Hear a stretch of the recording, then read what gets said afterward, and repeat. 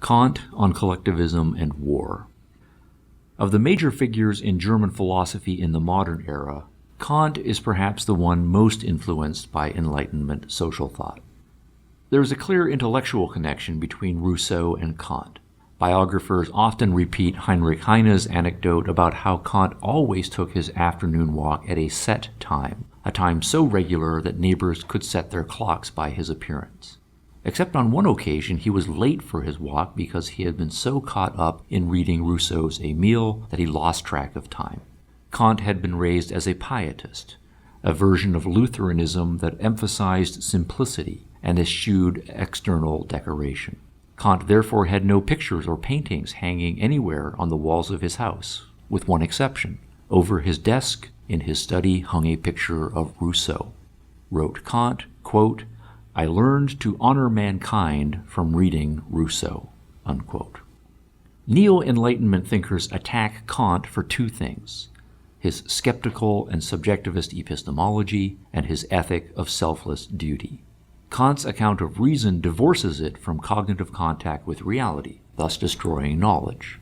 And his account of ethics divorces morality from happiness, thus destroying the purpose of life. As discussed in Chapter 2, Kant's powerful arguments were a mighty blow to the Enlightenment. Politically, however, Kant is sometimes considered to be a liberal, and in the context of 18th century Prussia, there is some truth to that.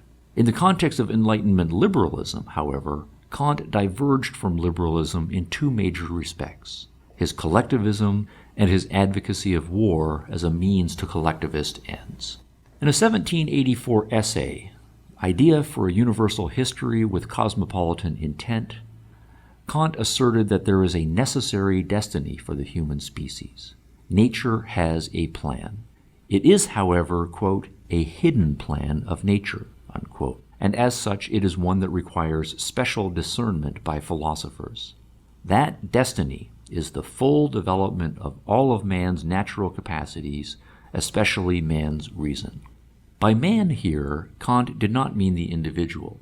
Nature's goal is a collectivist one, the development of the species.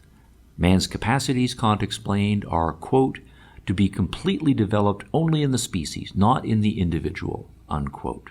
The individual is merely fodder for nature's goal, as Kant put it in his review of Herder. Quote, "Nature allows us to see nothing else than that it abandons individuals to complete destruction and maintains only the type," unquote. And again, in his 1786 speculative beginning of human history, Kant argued that, quote, "the path that for the species leads to progress from the worse to the better does not do so for the individual," unquote.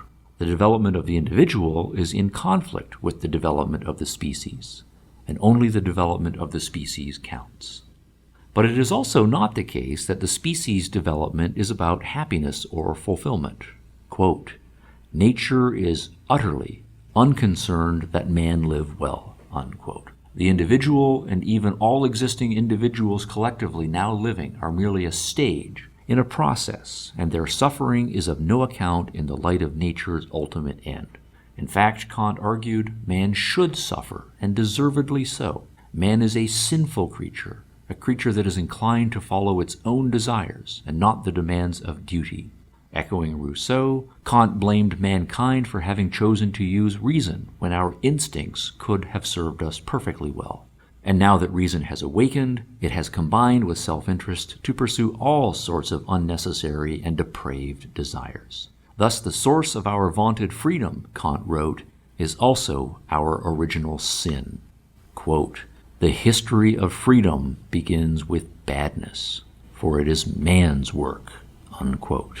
Accordingly, Kant admonished us, quote, "We are a long way from being able to regard ourselves as moral," unquote. Man is a creature made of, quote, "warped wood," unquote.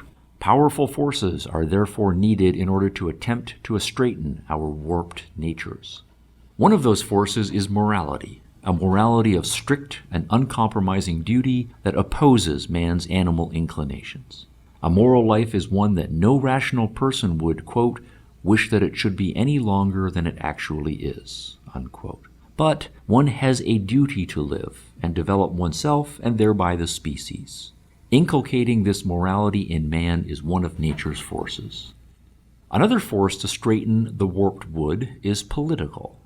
Man is, quote, an animal that, if he lives among other members of his species, has need of a master, unquote. And that is because, quote, his selfish animal propensities induce him to exempt himself from moral rules whenever he can, unquote. Kant then introduced his version of Rousseau's general will. Politically, man, quote, thus requires a master who will break his self-will and force him to obey a universally valid will, unquote. However, strict moral duty and political masters are not enough. Nature has devised an additional strategy for bringing the species man to higher development. That strategy is war. As Kant wrote in his Idea for a Universal History, quote, the means that nature uses to bring about the development of all of man's capacities is the antagonism among them in society, unquote. Thus, conflict, antagonism, and war are good.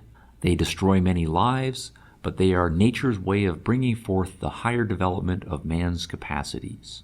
Quote, at the state of culture at which the human race still stands, Kant stated bluntly in Speculative Beginning, war is an indispensable means for bringing it to a still higher stage, unquote.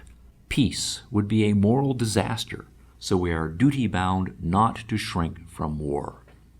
Out of this self-sacrifice of individuals and the war of nations, Kant hoped, the species would become fully developed, and an international and cosmopolitan federation of states would live peacefully and harmoniously, making possible within themselves the complete moral development of their members. Then, as Kant concluded in a 1794 essay entitled The End of All Things, men would finally be in a position to prepare themselves for the day of, quote, judgment of forgiveness or damnation by the judge of the world, unquote. This is the hidden plan of nature. It is destined to happen, so we know what we have to look forward to.